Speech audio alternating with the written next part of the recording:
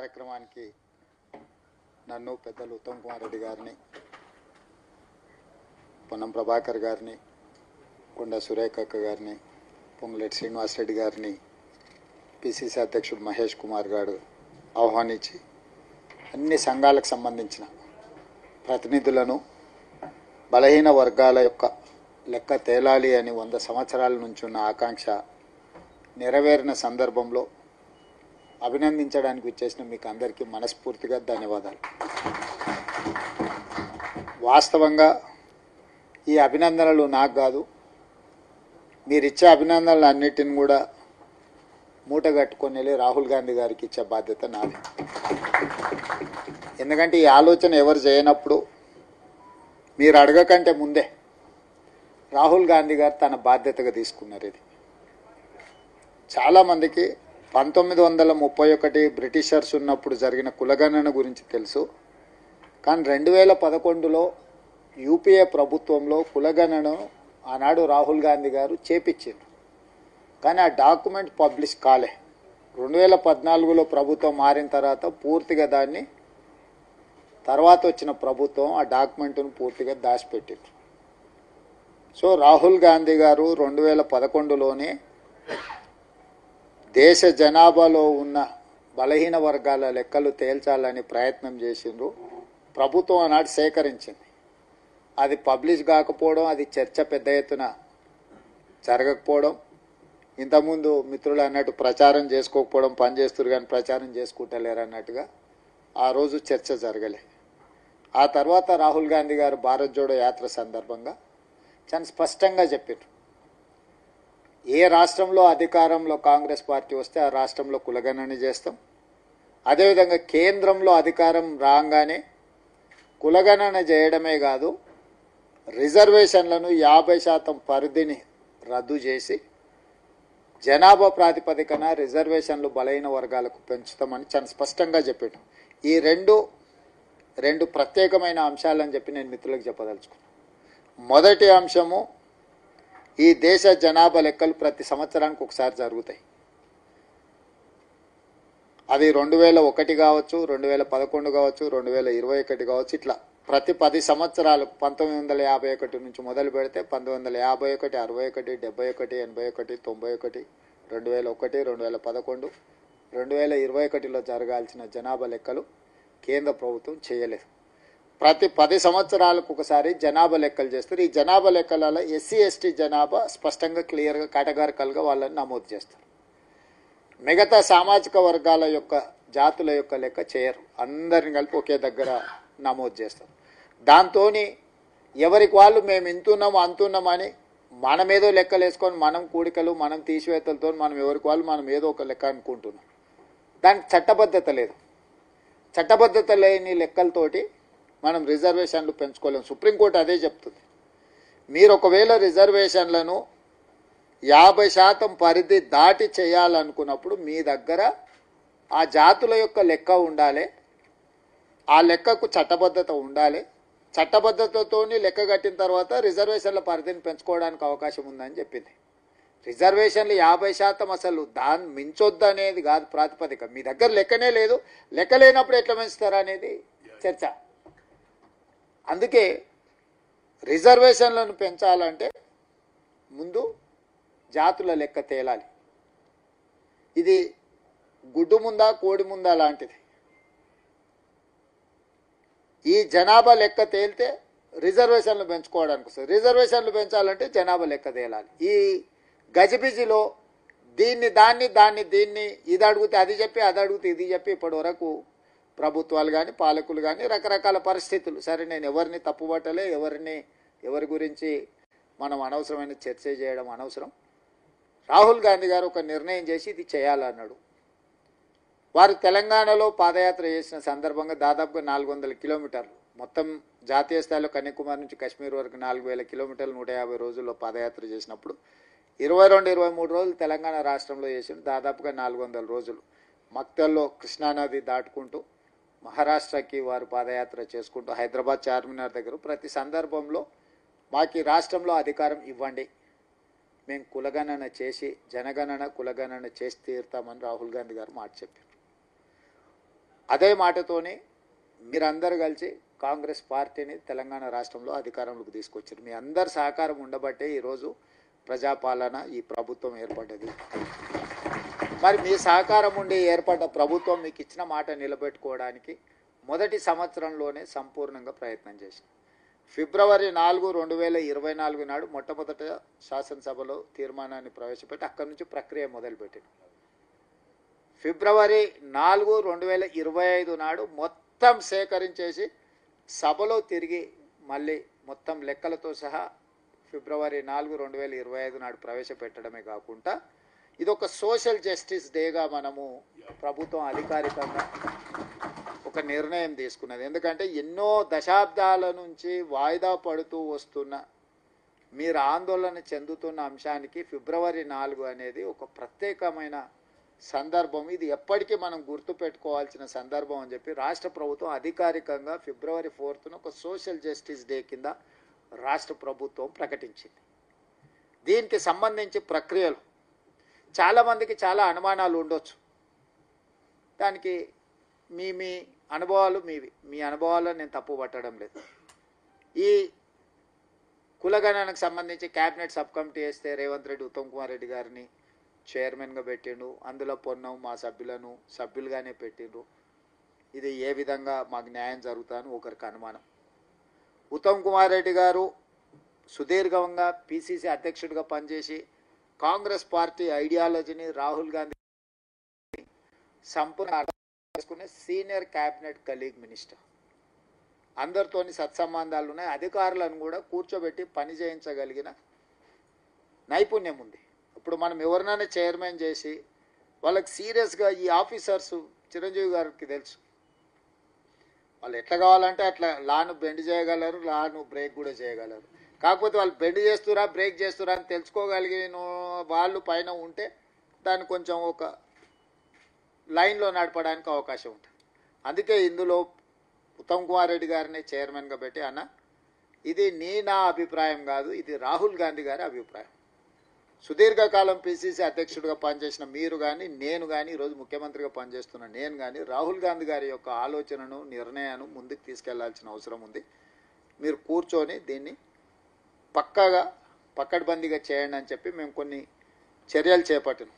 ఆ తర్వాత ఆర్ కృష్ణయ్య గారు ఇతర మిత్రులు కోర్టులో కేసేసి దీనికి ఒక డెడికేటెడ్ కమిషన్ వేయించాలని కొంతమంది బలైన వర్గాలకు సంబంధించిన వాళ్ళు వచ్చారు. వెంబడే మా అధికారులు మా ముఖ్యమైన వాళ్ళు వచ్చారు. సార్ దాంట్లో ఆర్డర్లో పెద్ద విషయం లేదు, మనం కంటెస్ట్ చేస్తే దాన్ని కొట్టేయచ్చు అని. కూర్చోండి అని టీ తెప్పించి అడిగిన ఎందుకు కొట్టేపియాలని అడిగిన. అంటే మనం ఏదైనా ఈ బీసీల లెక్కలు వేసే దాంట్లో మనకి ఏమైనా ఆలోచన పరంగా చెయ్యొద్దు, చేసినట్టు నటించాలని ఏమన్నా ఉన్నదా అని అడిగిన అధికారులు. అంటే అది మీకే తెలవాలి కదా సార్ అన్నారు. మరి నాకు తెలిసినప్పుడు నేను నిర్ణయం చేస్తా, మీరు కొట్టేపిచ్చే దాని గురించి ఎందుకు ఆలోచన చేస్తున్నారు? మనం ఈ లెక్క పక్కాగా తేల్చాలనుకున్నప్పుడు ఒకవేళ కోర్టు ఆదేశాలు ఇచ్చి డెడికేటెడ్ కమిషన్ ఏమన్నారు, ఎస్ ఆ డెడికేటెడ్ కమిషన్ వేసి దానికి ఒక సీనియర్ ఐఏఎస్ ఆఫీసర్ అది బీసీల నుంచే వేయండి అని వెంకటేశ్వరరావు గారు వాళ్ళ ఫాదర్ కాంట్రిబ్యూషన్ మీకు అందరికీ తెలుసు. సో పక్కగా పనిచేసే ఒక అతన్ని ఒక ఐఏఎస్ అధికారిని డెడికేటెడ్ బీసీ కమిషన్ చైర్మన్గా వన్ మ్యాన్ కమిషన్గా, ఎందుకంటే చాలామంది నేస్తే గందరగోళం అవుతుందని చెప్పి వేసి ఆయనకు టైం ఫ్రేమ్ ఇచ్చినాం. ఉత్తమ్ కుమార్ రెడ్డి గారిని మంత్రివర్గ ఉపసంఘాన్ని వేసిన ఒక టైం ఫ్రేమ్ ఇచ్చిన, ఇన్ని రోజుల్లో ఖచ్చితంగా తేల్చాల్సిందే. కమిషన్లు ఏవేసినా నెలలు సంవత్సరాలు దశాబ్దాలు నడుస్తూనే ఉంటాయి, రిపోర్ట్లు మాత్రం రావు. చాలామంది కమిషన్ వేసిందంటే అది కాలగర్భంలో కలిసిపోతుందని ఒక అభిప్రాయం. నేను స్పష్టంగా మంత్రివర్గ ఉపసంఘాన్ని వేసేటప్పుడు టైం ఫ్రేమ్ పెట్టిన, కమిషన్ చైర్మన్ అపాయింట్ చేసినప్పుడు టైం ఫ్రేమ్ పెట్టినాం. విత్ ఇన్ ద టైం ఫ్రేమ్లో 24/7 పనిచేయాలి. మీకు అన్ని వ్యవస్థల్ని అన్ని రకాలుగా అన్ని జిల్లా కలెక్టర్లకు సమాచారం ఇచ్చినాం. మీరు స్టేక్ హోల్డర్స్ సమావేశాలు పెట్టుర్రి, జిల్లాలలో సమావేశాలు పెట్టుర్రి, ఎవరెవరు వస్తారో కలవండి, సెక్రటేరియట్లో మీరు కలవండి, చీఫ్ సెక్రటరీ గారికి అధికారులకు అందరికీ మంత్రులకు అందరికీ ఆదేశాలు ఇచ్చి కంటిన్యూస్గా మానిటరింగ్ చేసుకుంటూ వచ్చినాం. దాన్ని శాశ్వతంగా ఒక లాజికల్ కంక్లూజన్కు తీసుకెళ్ళాలి. అన్ని లెక్కలేసి అది మా దగ్గర దాచిపెట్టుకున్నా లేకపోతే అన్ని లెక్కలేసి సమగ్ర కుటుంబ సర్వేలాగా ఒక వ్యక్తి, ఒక కుటుంబం, ఒక రాజకీయ పార్టీ, ఒక సీక్రెట్ డాక్యుమెంట్ కింద కాన్స్టిట్యున్సీలో గౌడ్లు ఎంతమంది ఉన్నారు, యాదవులు ఎంతమంది ఉన్నారు, లేకపోతే ముదిరాజులు ఎంతమంది ఉన్నారు లెక్క చూసుకొని రాజకీయ ప్రయోజనం పొందేసి దాన్ని దాచిపెట్టుకొని మళ్ళీ లాకర్లో పెట్టుకునే విధానం వద్దు. దీనికి ప్రాపర్గా లాజికల్గా దీనికి ఒక చట్టబద్ధత కల్పించాలని ఆలోచన చేసి మొదటి రౌండ్ చేసిన తర్వాత మళ్ళా కొంతమంది చేసుకున్నారు, చేసుకోలేరు. మాకు పారదర్శకత ఉన్నప్పుడు మళ్ళీ చేసుకుంటాం అంటే మనకు వద్దనేది ఏమున్నది. అందుకే రెండో విడత కూడా మళ్ళీ 15 రోజులు సమయం ఇచ్చిన. ఎవరైనా గతంలో చేసుకోని వాళ్ళు ఎవరైనా ఉంటే, దుర్బుద్ధి ఉండి చేసుకోని వాళ్ళు కొంతమంది ఉన్నారు, తెలియక చేసుకోని వాళ్ళు కొంతమంది ఉన్నారు, తెలిసిన సమయం దొరక్కపోవడం వల్ల, వివిధ కారణాల చేత అందుబాటులో లేకపోవడం వల్ల ఇంకొంతమంది. దాన్ని ఇంకా పారదర్శకంగా టోల్ ఫ్రీ నెంబర్ ఇచ్చాం, మీరు జస్ట్ ఫోన్ చేస్తే మేము అధికారులను పంపిస్తామని. ఆ తర్వాత గవర్నమెంట్ ఆఫీసులలో కౌంటర్లు పెట్టినాం. చదువుకున్న వాళ్ళు ఆన్లైన్లో కూడా మీరు ఎన్రోల్ చేసుకోవచ్చు. మీరు ఏడికి వెళ్ళాల్సిన పని లేదు. మీ ఆఫీస్లో ఉండే మీ కంప్యూటర్ నుంచే మీ డీటెయిల్స్ అప్లోడ్ చేయండి. మీ అన్ని వివరాలను కూడా సేకరిస్తాం. ఎందుకు అనంటే దీన్ని ఒక ట్రాన్స్పరెంట్ పక్కా డాక్యుమెంట్ చేయాలనేది ప్రభుత్వం యొక్క ఉద్దేశం. రేపు పొద్దుగాల ఏ స్క్రూటినీ వచ్చినా, ఏ పరీక్షకైనా మనం చేసే పాలసీ డాక్యుమెంట్ నిలబడాలనేది నా ఉద్దేశం. యాక్యురేట్గా ఉండాలి అనేది చూడండి. సెల్ఫ్ డిక్లేర్డ్ డాక్యుమెంట్ అది. ప్రభుత్వం వచ్చి ఏదో మేము కూర్చొని రాసుకపోయింది కాదు. మొత్తం డీటెయిల్స్ అని మీతో రాసుకొని మీకు చదివి వినిపించి మీ సంతకం తీసుకొని ఆ పక్కన ఏ ఎన్యూమరేటర్ చేసిండో ఆ ఎన్యూమరేటర్ సంతకం తీసుకొని ఆ ఎన్యూమరేటర్ పక్కన సూపర్వైజర్ సంతకం కూడా, మొత్తం గవర్నమెంట్ ఎంప్లాయీస్ని, టీచర్స్ని, దాదాపుగా 40-50 వేల మంది టీచర్లను, జనరల్గా ఇట్లాంటి వాటికి టీచర్లను వాడొద్దని సుప్రీంకోర్టు డైరెక్షన్ ఉంది. సుప్రీంకోర్టు డైరెక్షన్ ఉంటే కూడా ఉప ముఖ్యమంత్రి బట్టి విక్రమార్క గారికి చెప్పి సంఘాలన్నిటిని పిలిపించు, హాఫ్ డే స్కూళ్ళు చేయి, హాఫ్ డే స్కూల్ చెప్తారు, మిగతా హాఫ్ డే వీళ్ళు పోతారని 50 రోజులు పక్కాగా పెట్టి 150 కుటుంబాలను ఒక బ్లాక్గా విడగొట్టినాం. ఈ 150 కుటుంబాలనే ఒక ఎన్యూమరేటర్, రోజుకి 8 నుంచి 10 కుటుంబాలే. 50 రోజులు ఇవాళ పోతే మనం 8 కుటుంబాలు అని పోతే 4 కుటుంబాలు ఉంటే 4 కుటుంబాలు లేవు అనుకో, వదలకుండా 50 రోజులు టైం ఇచ్చినాం.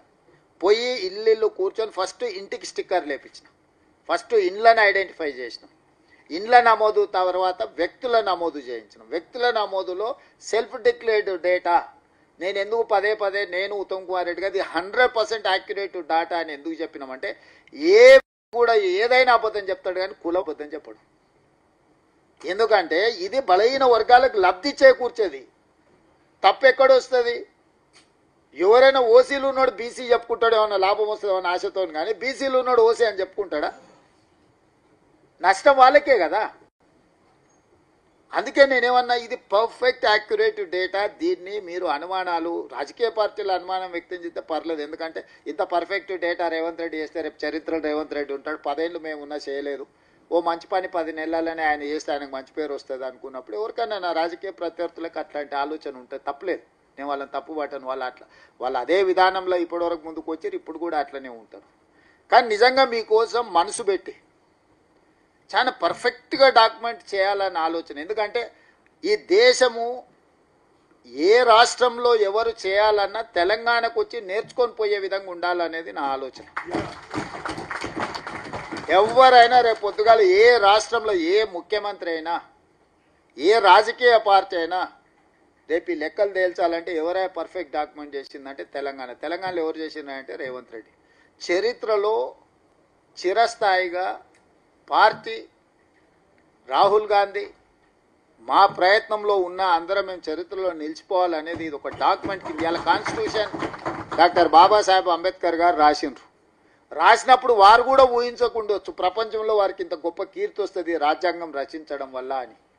ఆ రోజు అందులో సభ్యులు కానీ అందులో ఉన్నవాళ్ళు ఇంత గొప్ప కీర్తి వస్తుందని ఆ రోజు ఊహించకుండా పోయి ఉండొచ్చు. కానీ కాలక్రమేణా వారి యొక్క కీర్తి పెరుగుతూనే వచ్చింది. ఎక్కడైనా తగ్గిందా?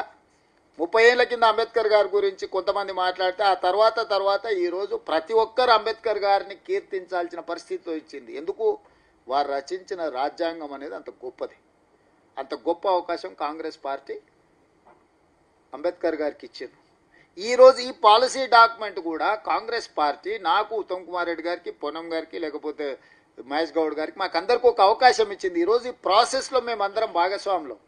ఇవాళ ఈ రోజు ఇది అంత పెద్ద చర్చ జరగకపోవచ్చు, కానీ పొయ్యే కొద్దీ వివిధ రాష్ట్రాలు దీన్ని అనుకరించాల్సి వచ్చిన ప్రతి సందర్భంలో ఈ ప్రాసెస్లో ఎవరు భాగస్వాములు, ఈ ప్రాసెస్ని ఇంత పర్ఫెక్ట్గా చేసిన వాళ్ళు ఎవరు అనేది రేపు చరిత్రలో ఎప్పటికీ ఉండిపోయేది. ఒక మైల్ స్టోన్ ఇది. అందుకే మేము ఇంత పర్ఫెక్ట్గా ఎక్కడ చిన్న వివాదం లేకుండా ఎవరితోనే అనవసరమైన వాదనలకు పోకుండా నేను దీన్ని ఒక పర్ఫెక్ట్ లాజికల్ డాక్యుమెంట్ కింద తీసుకొచ్చిన. దీన్ని నా బీసీ సోదరులను అర్థం చేసుకోమని చెప్తున్నా. ఇందులో తప్పు మీరు ఉంది అని అన్నారంటే మీకు మీరే తీరని నష్టం చేసుకున్నట్టు. ఇంతకంటే బెస్ట్ ప్రాసెస్ లేదు అడాప్ట్ చేసుకోవడానికి, అమలు చేయడానికి. The best process we have adapted, the best mechanism. Government of Telangana entire మెకానిజాన్ని 94,500 ఆపరేటర్లు, 9,000 మంది సూపర్వైజర్లు, 75,000 మంది డేటా ఎంట్రీ ఆపరేటర్లు. ఎవరైతే ఎన్యూమరేట్ చేసుకొచ్చినో 150 కూర్చొని అతనే ఈ 150 సంబంధించిన డేటా ఎవడో రాసుకొస్తే ఎవరికొస్తే ఎవడో చెప్తే వాడు రాసుకొచ్చింది ఒకటి, వీడు చదివినిపించేది ఒకటేది, వాడు కంప్యూటర్ కొట్టేటోడు మూడో రకం చేసినట్టు ఏ లెక్క ఎవరికి దొరకదు. సమగ్ర కుటుంబ సభ్య దీని ఉదాహరణ చెప్తాయి. ఎస్సీ కులాలు ఉపకులాలు 59. సమగ్ర కుటుంబ సర్వే ప్రకారం 82 కులాలు తేలింది. ఏడికెళ్ళి తేవాలి 82? మోచి అని ఉందనుకో, ఒకటి ఎంఓ సిహెచ్ఐ రాసిండు, ఒకటి ఎంయుసిహెచ్ఐ రాసిండు. వాడు దాని ఒక కులం కింద తీసిండు, దీని ఒక కులం కింద రాసిండు. సో అంటే ఉదాహరణ చెప్తే ఇట్లా దీన్ని అందుకే 0 నుంచి 100% వరకు నేను స్వయంగా పర్యవేక్షించుకుంటూ మంత్రివర్గ సహచరులు అందరినీ సమన్వయం చేసుకుంటూ అధికారులను చీఫ్ సెక్రటరీ నుంచి ఎన్యూమరేట్ వరకు అందరినీ ప్రాసెస్లో భాగస్వాములు చేసి ఈరోజు ఒక లాజికల్ చేసి డాక్యుమెంట్ చేసి ఏదో ఊరికే పెట్టకుండా చట్టం చేసినాం, బిల్లు చేసిన. ఈరోజు బిల్లులో కూడా నిన్న 2 రకాలుగా బిల్లు పెట్టినాం. మొత్తం అంశాలు 3, బిల్లులు 2. బిల్లులేమో విద్యా ఉద్యోగాల కోసం ఒక రకమైన రిజర్వేషన్, రాజకీయాలకి ఇంకొక రకమైన రిజర్వేషన్. ఈ 2 బిల్లులు కలిపి ఒక దగ్గర పెడితే ఏది స్టక్ డౌన్ అయినా ఇంకో దానికి నష్టం వస్తుంది. చేయకూడదు అనుకుంటే చిక్కుముళ్ళు ఎట్లా వేయాలనో తెలుసు, చేయాలనుకుంటే చాలా ఆలోచన చేయాలి. అందుకే విద్యా ఉద్యోగాల బిల్లును సపరేట్గా పెట్టిన, రాజకీయపరమైన రిజర్వేషన్లు సపరేట్ పెట్టిన. కులగణన 2021లో చేయాల్సిన కులగణను చేయకపోవడం వల్ల 26లో మొదలు ఏదైతే 25లో మొదలుపెట్టి ఇప్పుడు ఏదైతే ప్రాసెస్ మొదలు పెడుతురో జనగణనలో కులగణన చేర్చాలనే తీర్మానాన్ని సపరేట్గా పెట్టిన. మిత్రులారా, దీంట్లో చాలా సూక్ష్మం ఉంది. 3 అంశాలు ఉన్నాయి. విషయం ఒక్కటే బలైన వర్గాలు, కానీ అంశాలు 3 ఉన్నాయి. ఒకటి, ఎడ్యుకేషన్ అండ్ ఎంప్లాయ్మెంట్లో 42% reservation. Already you have reservation 29%. We wanted to increase 42%. Local బాడీస్లో మీకు రిజర్వేషన్ కొంత ఉంది, దాన్ని we wanted to increase up to 42%. ఈ 2 ఉన్నదాన్ని పెంచుకోవడానికి ఉపయోగించుకుంటున్నది. జనగణనలో కులగణన స్వతంత్రం వచ్చినప్పటి నుండి మొదటిసారి జనగణనలో కులగణనను చేరిస్తే ప్రతి 10 సంవత్సరాలకు మీ లెక్క ఆటోమేటిక్గా తేలిపోతుంది. ఓసారి 4 నమోదు చేయించకపోతే మళ్ళీసారి నమోదు చేయించుకుంటారు. ఇవాళ నేను ఒక లెక్క తేల్చిన, రేపు 26లో జనగణనలో కులగణన చేర్చి మోడీ గారు దేశం మొత్తం లెక్క తేల్చారంటే పక్కా మీ లెక్క తేలుతుంది. ఒకవేళ ఇవాళ శ్రీనివాసో లేకపోతే ఇంకోరో ఊర్లో లేరు నమోదు చేయించుకోలే, రేపు జనగణనలో శ్రీనివాస్ నమోదు చేయించుకుంటే ఆటోమేటిక్గా దాని నెంబర్ పెరుగుద్ది. నేను మొదటిసారి పబ్లిష్ చేసినప్పుడు 56.33 ఉండే, నేను సెకండ్ టైం మళ్ళీ నమోదు చేయించినాక 56.36 అయింది. 3.3% ఈరోజు ఇంక్రీజ్ అయింది నేను మొదటిసారి రెండోసారి చేసినప్పటికీ. ఎందుకంటే చేసుకోని వాళ్ళు ఎప్పుడైతే ఈ లూప్లోకి వచ్చిందో ఆటోమేటిక్గా % ఇంక్రీజ్ అయింది. సో చెయ్యకుంటే ఎవరైనా బయట ఉంటే వాళ్ళ లెక్క నేను చెప్పలేను. నేను ఇప్పుడు కూడా మీకు చెప్తున్నా, నా దగ్గరికి ఎవరైతే సెల్ఫ్ డిక్లేర్ డేటా ఉందో నేను దీన్నే % కింద విడగొట్టి చెప్పగలను. నేను రానోళ్ళను లేనోళ్ళను ఊహించి ఇందులో లెక్క రాయలేను. ఆ లెక్క రాస్తే కోర్టులో 5 నిమిషాలలో ప్రూవ్ చేస్తాడు వాడని. అసలు ఇందులో నమోదు చేయించుకున్న వాళ్ళ లెక్క కట్టి తప్పుడు లెక్కలు కట్టింది రాష్ట్ర ప్రభుత్వం. అంటే మూలాలకే మోసం వస్తుంది, మొదటికే మోసం వస్తుంది. అది మీకు ఏ రకంగా ఉపయోగపడదు. మీకు సంతోషాన్ని ఇవ్వచ్చు, ఎవరినన్నా దూషించినా, ఎవరైనా మీ లెక్క ఎక్కువ ఉందని చెప్పినా. 56.36% బీసీ రిజర్వేషన్లు బీసీ జనాభా ఉందని లెక్క మొదటిసారి తేలింది. 56.36% అని నేను తేల్చిన లెక్క. మండల్ కమిషన్ కూడా 52% అని చెప్పింది. 52% బీసీలు ఉన్నారు, 27% రిజర్వేషన్లు ఇవ్వండి. మండల్ కమిషన్ ఇచ్చిన అఫీషియల్ డాక్యుమెంట్. చిరంజీవి గారు ఐఏఎస్ ఆఫీసర్ కదా, ask him to go through that report. Mandal commission has given only 52% for BCs population. I have given 56.36. 17.45 SCs కి ఇచ్చిన, 10.08 STs కి ఇచ్చిన, 15.29% సంథింగ్ అప్పర్ కాస్ట్లకు వచ్చిన. ఇప్పుడు డేటా మొత్తం పర్ఫెక్ట్ చేసినాము. దాచిపెట్టి మూసిపెట్టి చేయాల్సిన అవసరమే లేదు. వాయిదాలే వేయదలుచుకుంటే, మీ లెక్కనే తేల్చదలుచుకుంటే 10 ఏళ్ళు కూడా ఈ చిక్కుముడి తెలియనన్ని చిక్కుముళ్ళు వేయవచ్చు.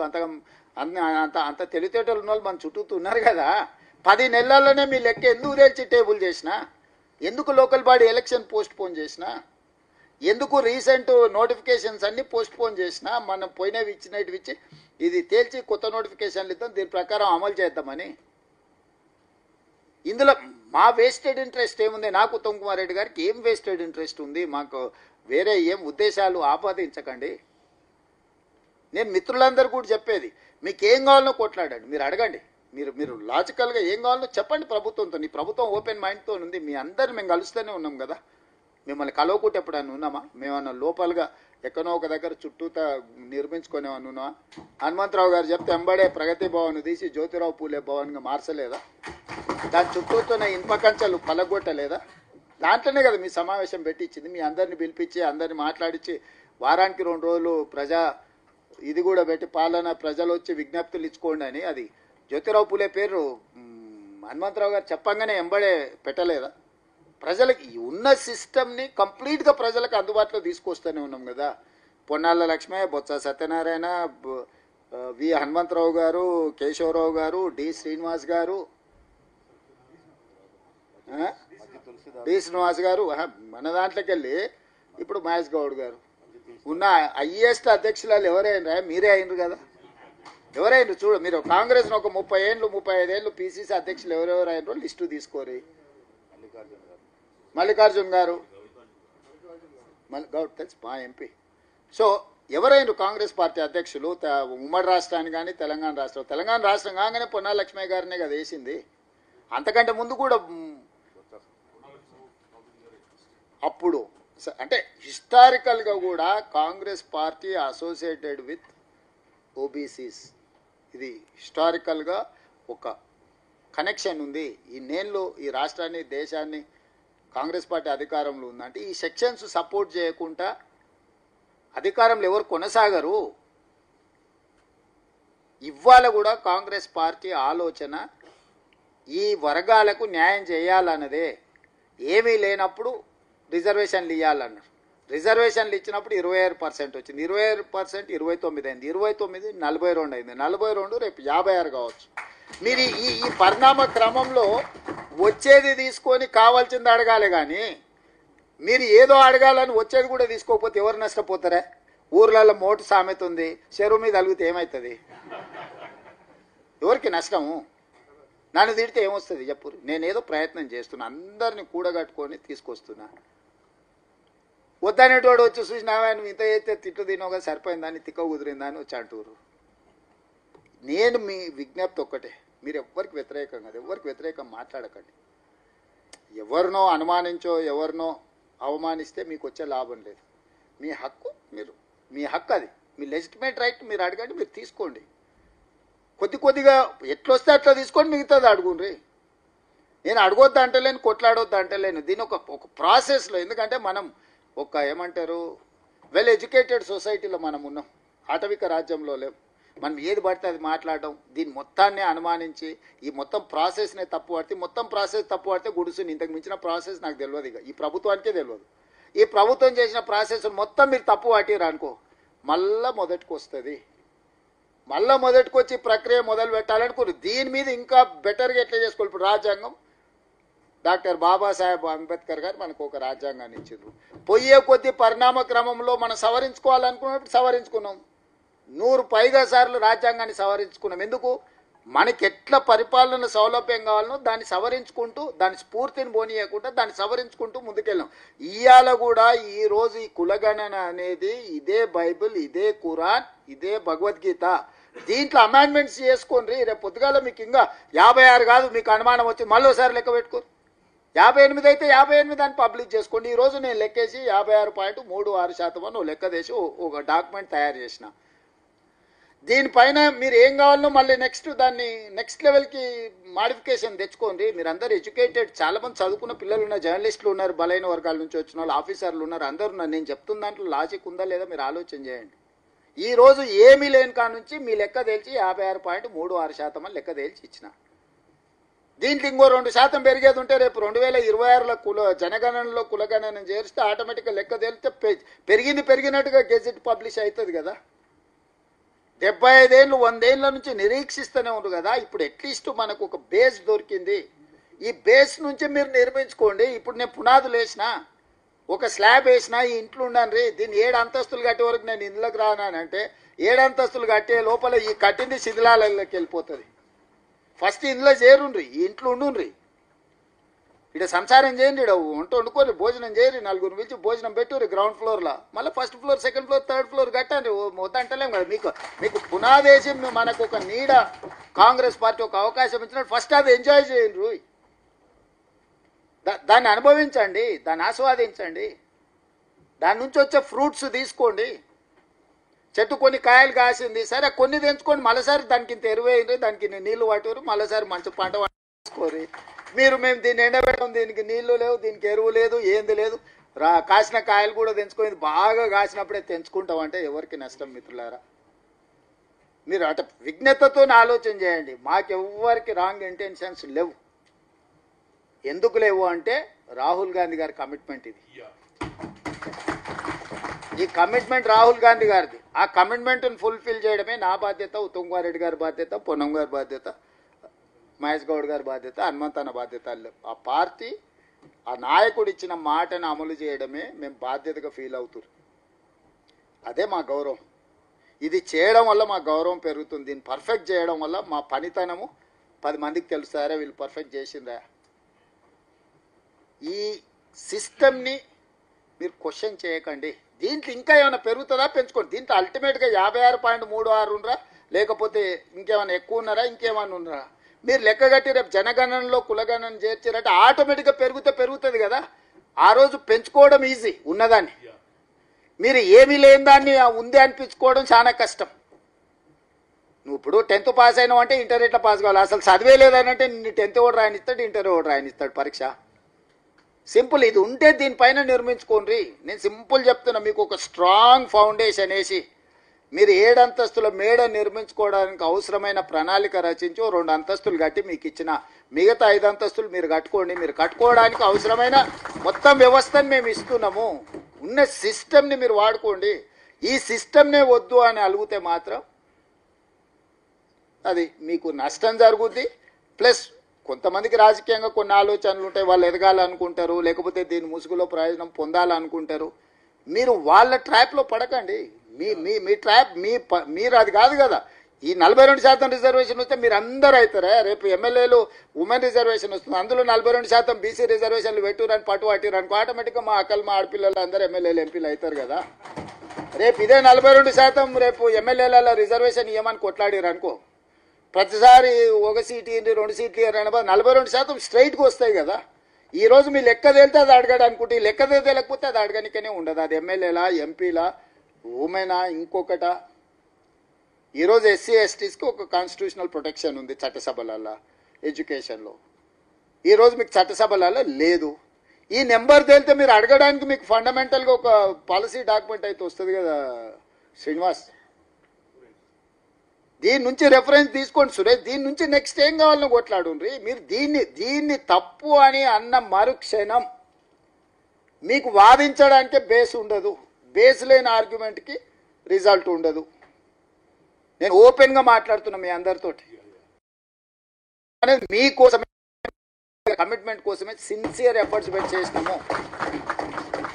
దీన్ని వాడుకోండి. దీనిపైన పెరిగేది పెరుగుద్ది. 26లో జరగబోయే జనగణనలో కులగణన చేర్చాలని అసెంబ్లీలో తీర్మానం చేసి కేంద్ర ప్రభుత్వానికి పంపించినాము. మనందరం కలిసి కొట్లాడితే జనగణనలో కులగణన ఎందుకు చేర్చారు? కొట్లాడితే తెలంగాణ రాలేదా? కొట్లాడితే దేశానికి స్వతంత్రం రాలేదా?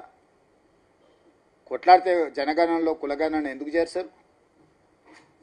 చేరిస్తే ఆటోమేటిక్గా ప్రతి 10 ఏళ్ళకి ఒకసారి మన లెక్క మనకు తేలుతూనే ఉంటుంది, రిఫార్మ్ అయితేనే ఉంటుంది, ప్యూరిఫై అయితేనే ఉంటుంది కదా, ప్రక్షాళన జరుగుతూనే ఉంటుంది కదా. ఓసారి కొంచెం ఎక్కువ తక్కువ అయితే ఒక 2-3 ట్రయల్స్ చేయగానే ఆటోమేటిక్గా ప్రక్షాళన జరిగిపోయి అక్యురేట్కి వస్తుంది కదా.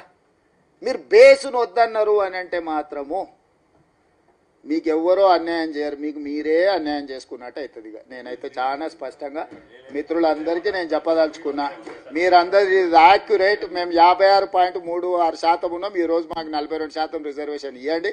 ఎట్లియర్ మీరు అనేది మీరు కట్టబట్టుకొని బయలుదేరుండ్రి, మేము సపోర్ట్ చేస్తాం, మేము ఉన్నాం కదా. నేను అందుకే చెప్పిన దీన్ని లాజికల్గా అయిపోయే వరకు నేను నాయకత్వం వహిస్తాం, మీ ఎంబడి ఉంటా అని చెప్పిన.